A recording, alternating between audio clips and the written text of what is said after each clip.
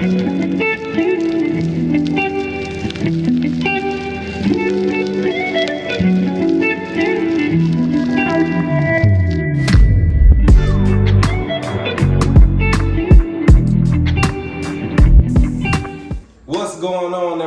we are back with a very special couple right here, the originators. Shout out to very special people who woke up, a bunch of people. Okay, I kid you not, like everybody that we talked to were like, yeah, I woke up, I started watching XJW Critical thing. I was like, yeah, we did too.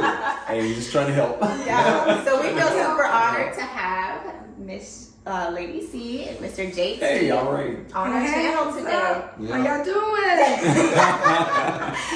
We're just cutting up, y'all. We just cutting up. We've been cutting up all day. They took us out to brunch. That was so nice, and it was such a cute restaurant too. So we've been having a good time. Okay, so just be prepared for a nice, chill, and relaxed interview today. Yeah, absolutely. Yeah, they came in town for the protests, and we decided to get together afterwards, and here we are. Here we are. Good time. Exactly how they are online is exactly how they are in person too, by the way.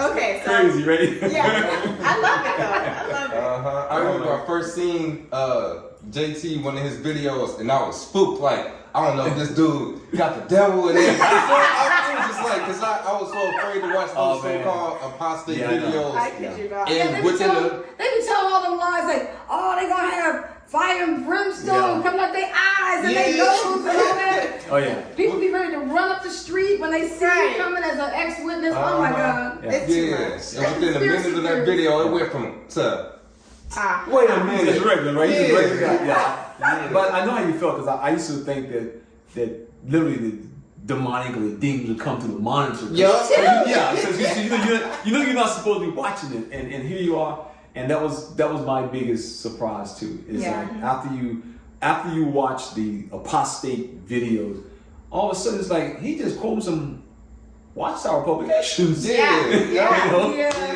that became kind of the mantra we often talk about, how the Watchtower's worst enemy is their own publication. Yeah. I mean, their own, they wrote, as one guy says, they wrote it, they own it. And I think something that went to your guys' credibility too is like the titles that you guys held while you guys were with the organization. You know what I mean? Like the fact that you're an ex-elder, it's like, oh man, like to other Jehovah's Witnesses, it's like, man, this guy was an ex-elder and a Bethelite. So he must know something. You know what I mean? Like, because that's just the culture of what it is like to be a Jehovah's Witness, you know? So it's very nice to have you guys on the platform and have your guys' videos to like look back at, you know, especially for people who are first leaving, because you guys are straight to the point. You guys, you know, let people know like not only the culture, but also like facts, you know, like look at these doctrines, you know what I mean? Like, this is what's happening behind closed doors, kind of thing. So. I just really think it was major that we got out. I don't even know how we got out, but I look back and I see the number of people that are holding strong that we knew. And it's a lot of couples, no children, and I'm like, we were so fortunate. Yes, absolutely. We feel that way too. We slipped through the cracks. We did. There, you know, I know, like from my personal experience, and the same from all you know, there are all these couples who were trying to get into the circuit work, or either get back into Bethel, or and it's been years, and they're still waiting for the new system, as it were, and so people's lives are literally put on hold. No family, no real savings, because they want to stay in full-time service. And it is really devastating, and we see it with our parents.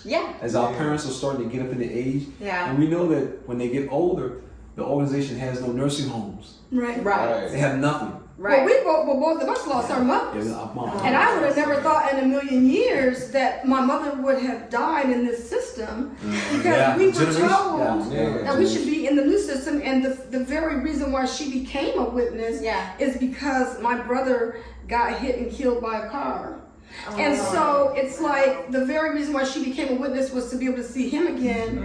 And if we were still Jehovah's Witnesses believing this, we would be waiting to see her. Still waiting to see her. And it would be, what, 500 or 600 more years before that would take place? Yeah, this is definitely a way that the organization uses to like exploit their members, because not only are you exploiting them like out of work and like free labor and things like that, but it's people's time and using like traumatic experiences, and that's what makes a lot of people cling on to the hope, right? Is you know, I have a daughter with a disability, or I have a son that I lost in this, you know, hit and run or the car accident, or I have you know, a mother that I lost and I want to see them again. So when you're bringing somebody this kind of hope to their door and they're in the depths of their depression, you know what I mean, it's only makes sense to cling on to this like light, and then it's not until once you get in where like it's like, whoa, this is not what I signed up for, you know?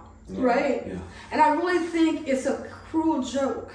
I believe it's a cruel joke because when you are just a young child like I was, when we were introduced to this, and you did not know what you didn't know because you were just given this rhetoric that you're supposed to believe in. And then because you're seeing things, like I know what really sealed the deal for me is when my father and I were on our way back from a road trip. And we got stuck on the side of the road, and we couldn't get any of my mom's family who were not Jehovah's Witnesses to come get us. Oh, we're on the fishing bank, we're this, that, and the other. And then all of a sudden, my mom contacted the brothers at the Kingdom Hall, because my dad wasn't a witness at the time.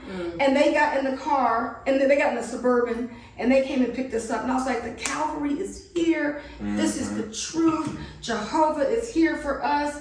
Forget this family that we got that wouldn't come and get us. And we were like 50 miles from home. And I was like, this is the truth. All because of that act of kindness. Now, would they have really done that if they didn't want us to get baptized or show that, hey, look, we're really good people? And so they went through this extra trips to come and get us and do what they had to do. But to me, it was like, wow.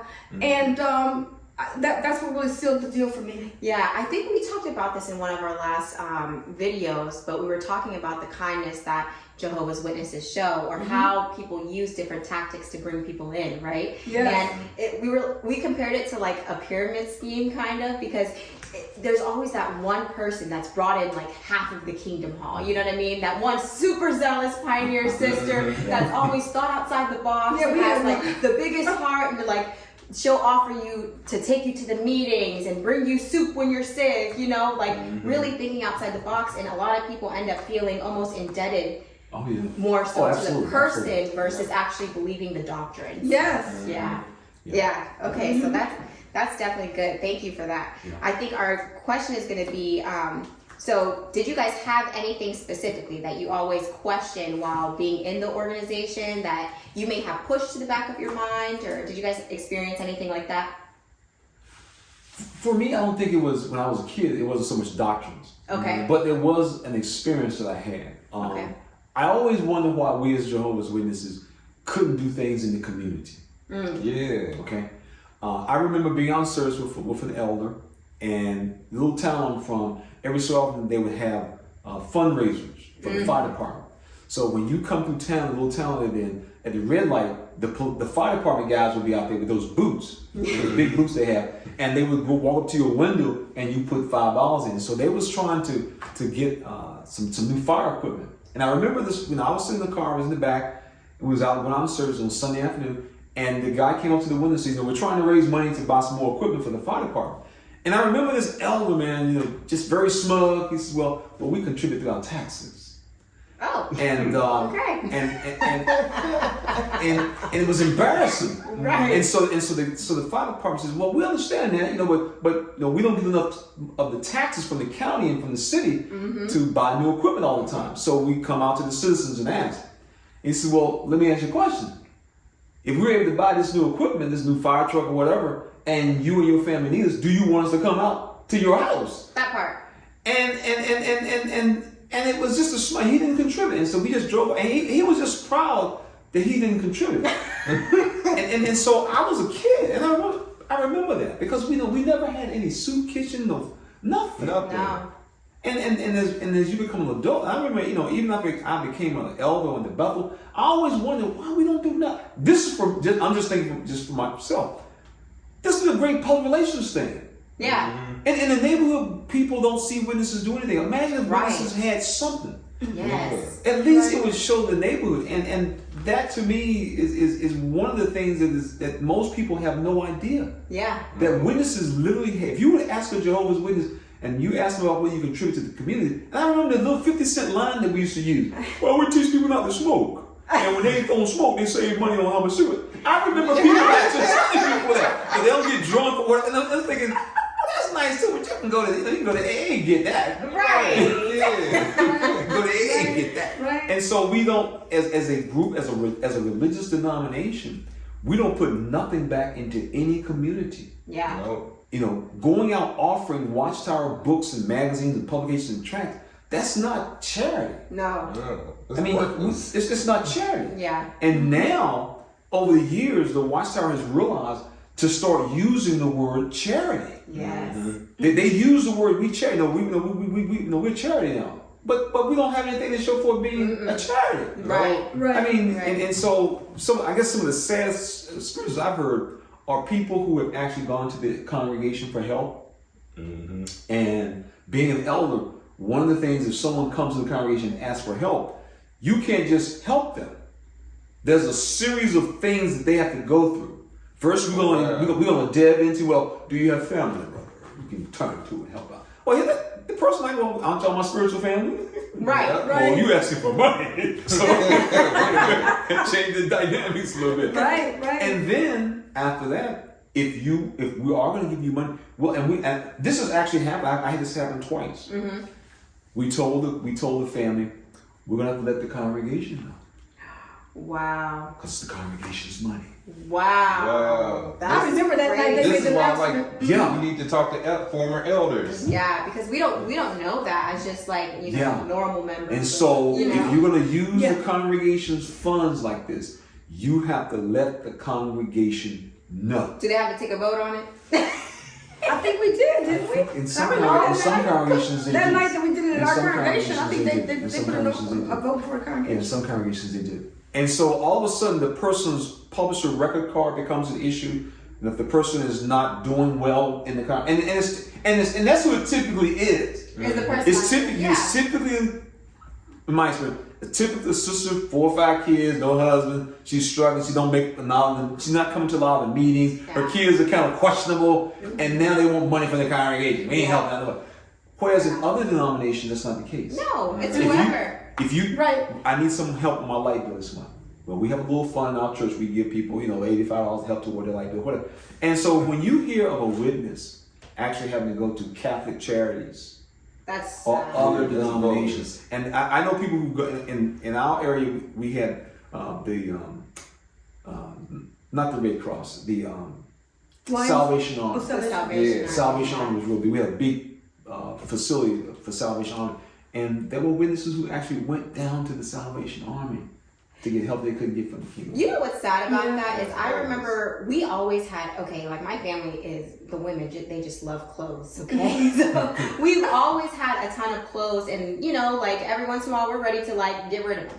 And so we used to want to drop it off at the Salvation Army boxes, because why not, right? Mm-hmm. And I remember I was telling my Bible study teacher that like, oh yeah, we're just cleaning out the closet, we're gonna go drop it off at that box over there in front of Aldi. She was like, you mean the Salvation Army box?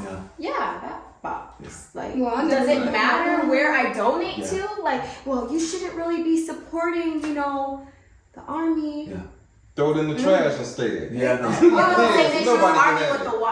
Problem with the YMCA, with like, there was different, I think even Plato's Closet had some kind of thing behind it where it was, I don't remember if it was like a Christian church that was running, I don't remember, but there was just always an issue with something. I'm like, those were your extremes, and I'm so glad to say that I was not raised under those extremes. I was. And one of the things I would like to say is because I was never taught to question anything, I can speak on behalf of all those people that are still at the Kingdom Hall.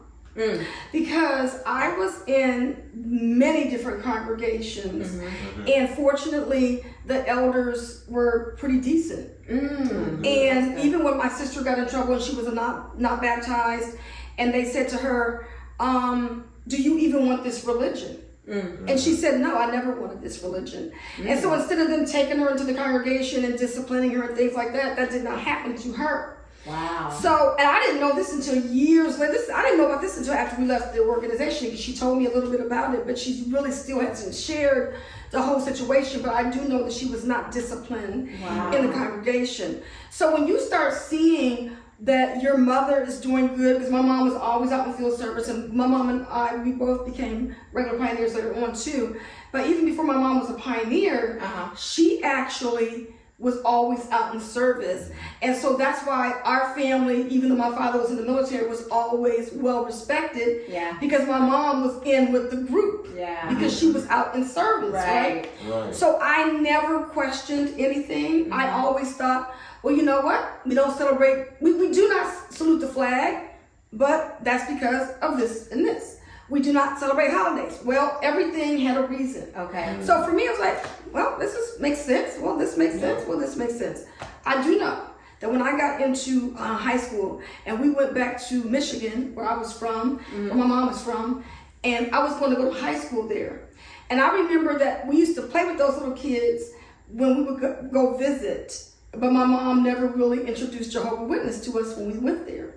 So everybody knew us as, these are my friend's cousins, and they're visiting from Arizona, from New Mexico, from Puerto Rico, from all the places that we live, and that's how they knew me and my sister. I see. This is my cousin's friends. These are my friend's cousins who's visiting. And my mom didn't go to Kingdom Hall when we were visiting. We were only there for like maybe 2 or 3 weeks in the summer. And my mom was working to get sometimes she had to pay our way back to where we were staying or whatever. So we didn't go to meetings and things. And so we got a chance to go to recreation with the other kids. And nothing bad happened, just kids hanging out, regular stuff, right? So I saw that, right? Y'all, I'm gonna tell you. So when I got ready to go, because I went to 2 different high schools, and I was gonna be graduating from this high school where I knew all my cousins' friends. And I said, when I got to my classes, it was an English class. I was in 11th grade at the time. And the man, I remember my English teacher, and he said, I will not allow anyone in this class to sit during the Pledge of Allegiance. Mind you, I wasn't expecting this. I'm in 11th grade. I done did all this throughout my whole school year. No school brochure was coming to this school because we were past that. I sat in the front, in front of his, I sat right there in the front, right? In front of the teacher's desk. And I said, this is not going to happen. This is not happening today. So I remember this little loophole that they said, if it is the national anthem and all you're going to do is just stand there where the music is playing, hand on your heart, you can't do it. I remember this growing up.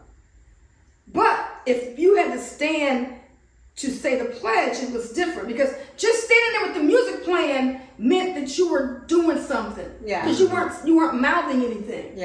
So I said, you know what?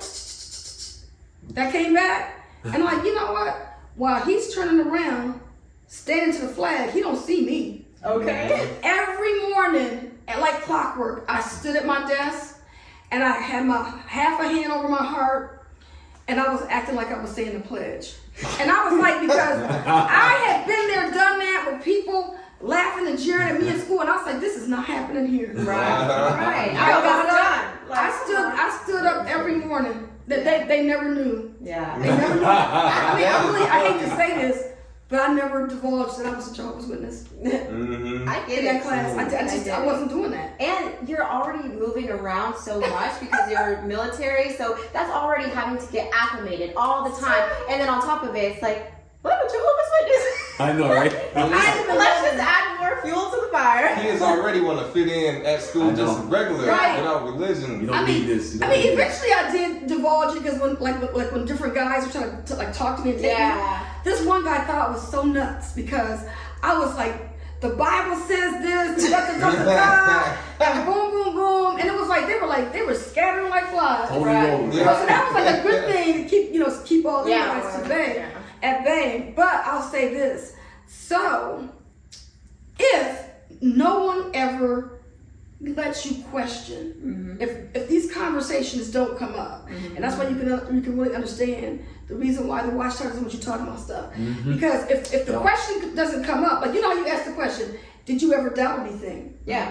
Well, why would I doubt something? Everybody that I'm around is speaking this language. So why am I going to start doubting? Why am I going to start saying that? But one thing we did do in the car groups, we used to talk about the how there was double standards.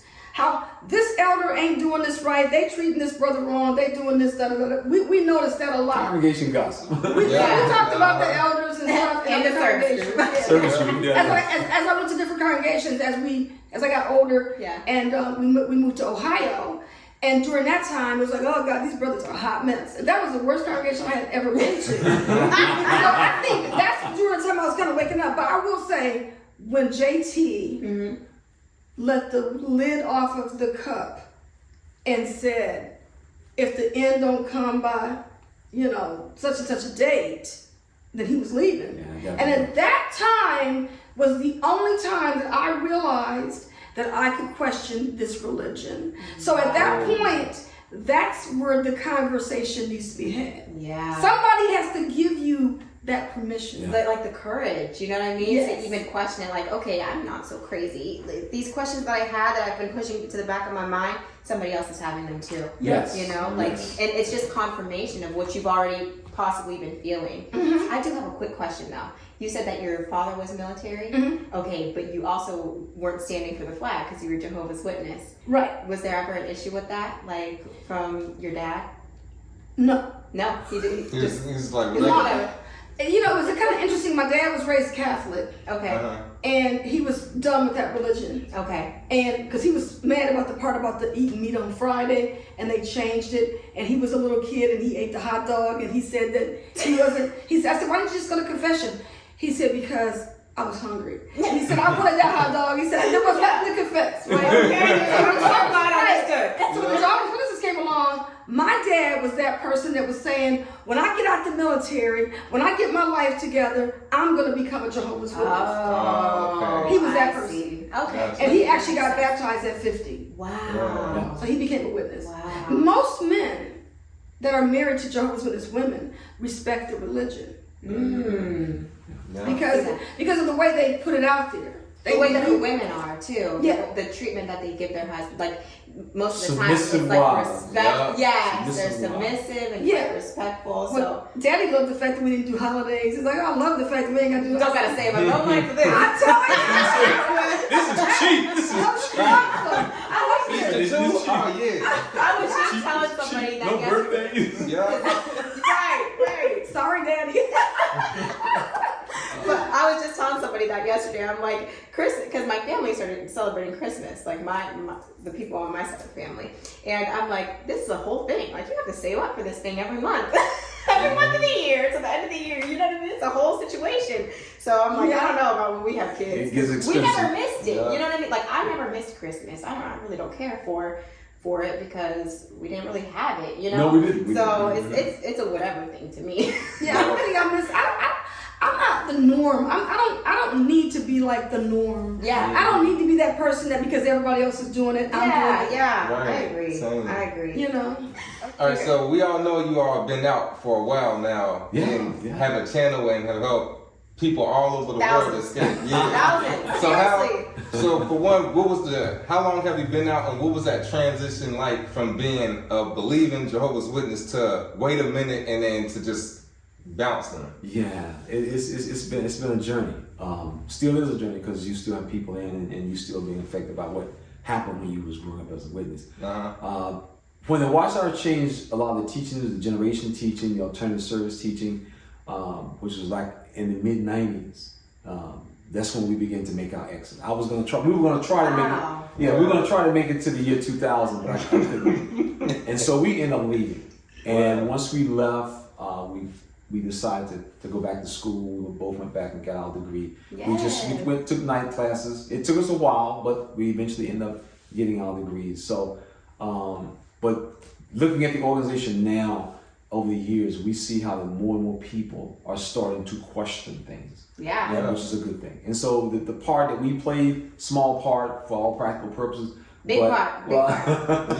But we appreciate it. As we always say, pay it forward. Somebody helped us, help somebody else. Yeah. So it's been almost, 30 years now?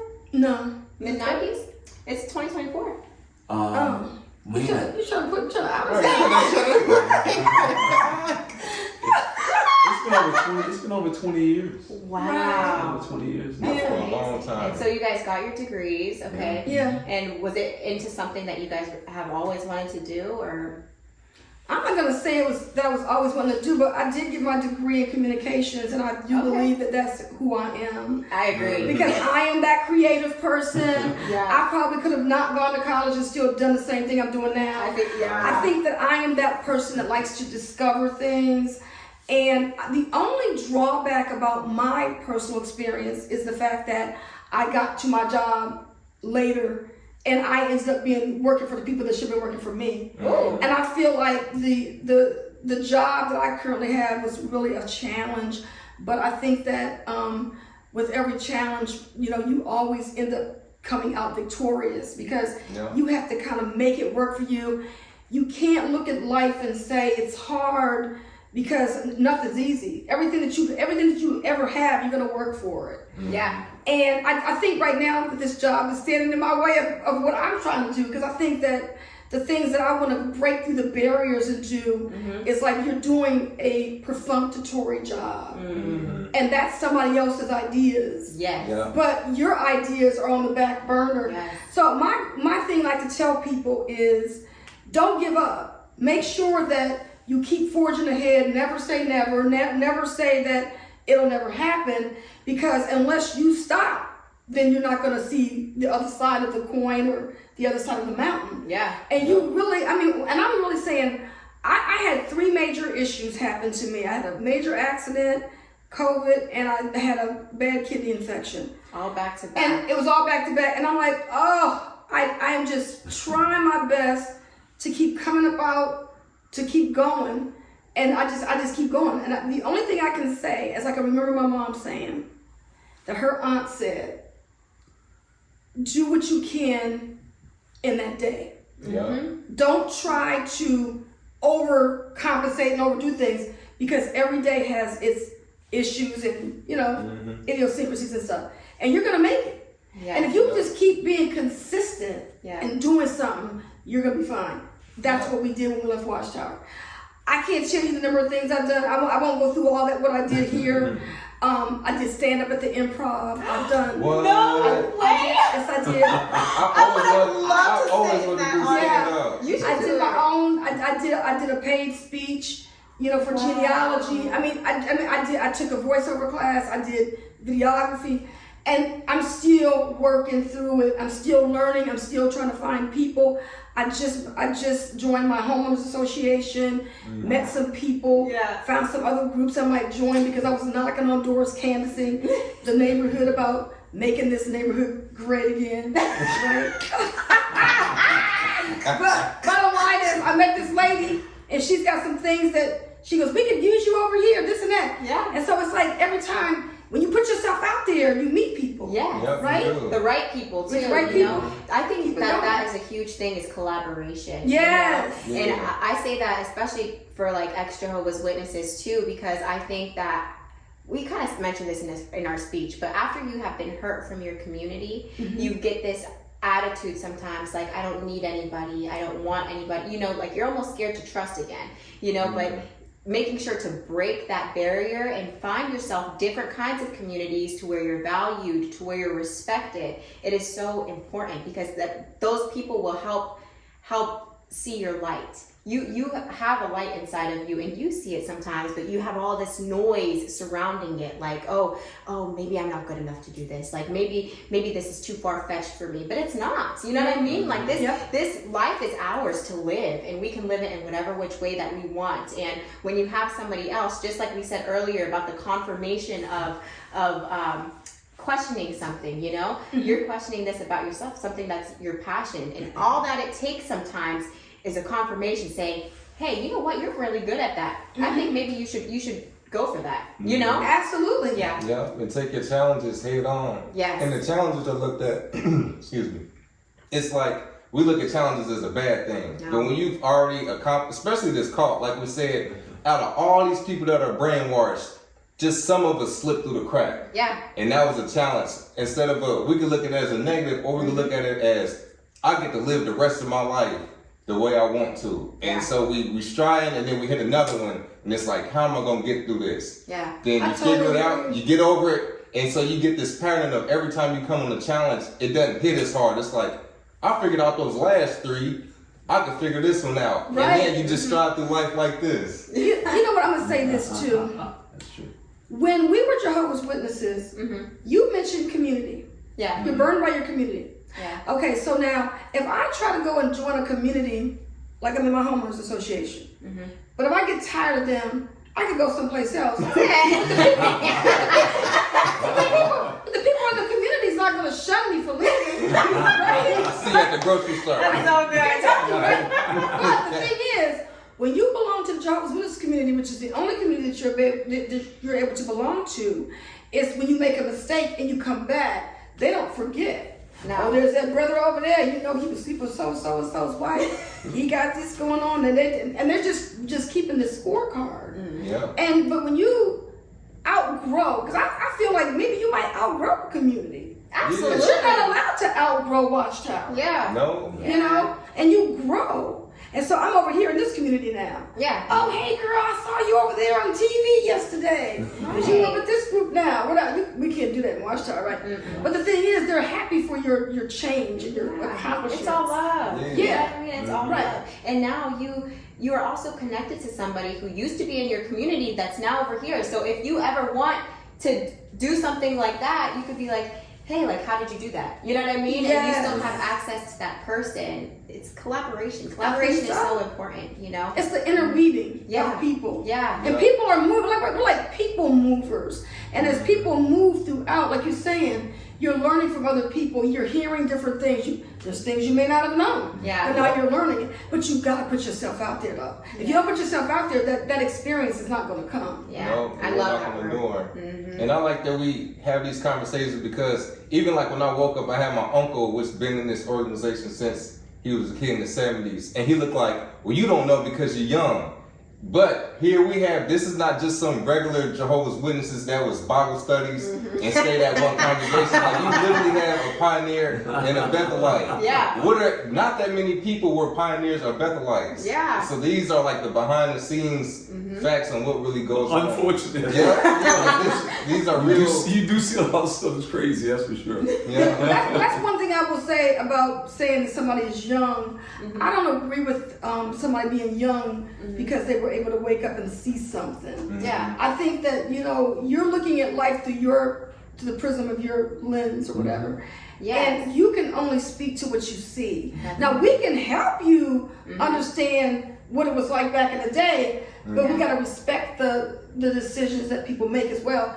And I think that if people are waking up from this religion, even better. Because I mean, this is what we're supposed to do. Yeah. We're supposed to question. Yeah, and everybody sees life from their own vantage point. You know what I mean? Their own experiences in life and everything. And I've said this before too. Like even whenever you have respect for somebody, it doesn't mean we have to agree on everything. You know what I mean? Like it's just I respect you as a person. I value you as a person. You know what I mean? And that can also take into account like I value your opinion. You know what I mean? I respect your opinion. And who knows how your opinion might affect the next person? You don't know. You know what I mean? Like it may or may not be. So do you guys have any final thoughts on any of this, or anything that you guys want to say? I think it's important that when people leave, that you don't become, and you mentioned before, that you don't become afraid to reach out to new people. Yeah.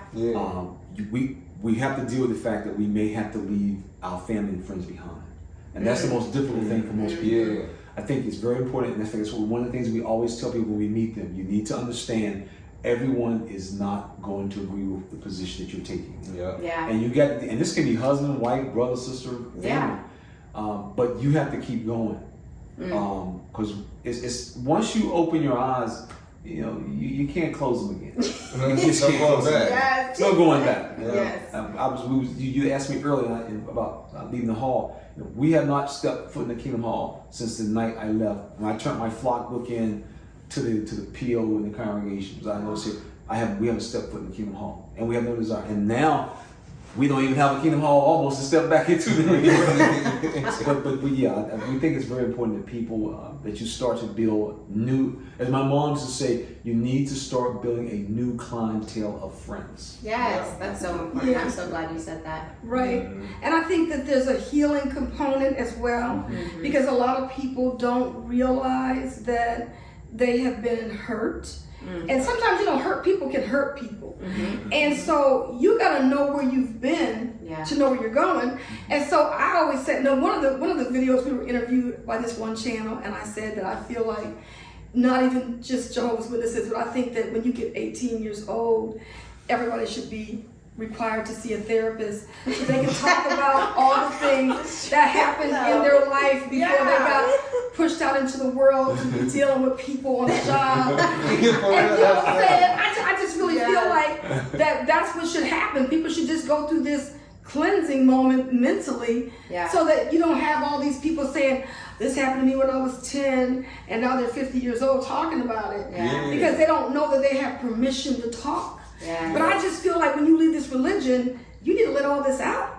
Don't wait 10, 15 years before you start really getting things out there and letting everything off your chest. So people can know what you've been through. Mentally cleanse yourself from this religion. Yeah, I completely agree. And I think that the farther you start growing, like the more you're deconstructing, and you don't even realize it, but it's literally like you're digging up like the oldest things and you're like, oh, I never dealt with this. Here it is. Because we feel when you first wake up, it's a mixture of confusion and anger. But at some point, you can't keep holding on to the anger. Now, like it's more sad and unfortunate, but we also find humor in some of it. Sometimes like, man, I really went to this elder that was 25 and I was 50. Like, what? Like, things like this. And talking about my marriage, and this dude's single giving me some advice, that young elder, like, like that's some of the things you look back on. That is true. Now that part would make me angry. It's all about perspective. Oh my God. Like, what do you have to tell me? I think the worst thing about this religion is how confining it is. How you are told this is the truth, and you belong to this congregation, but you don't fit, and you're looking at all the people in there treating you trashy, treating you like crap, and you're like, but you got to go there. But this is where you belong. Really, I belong here?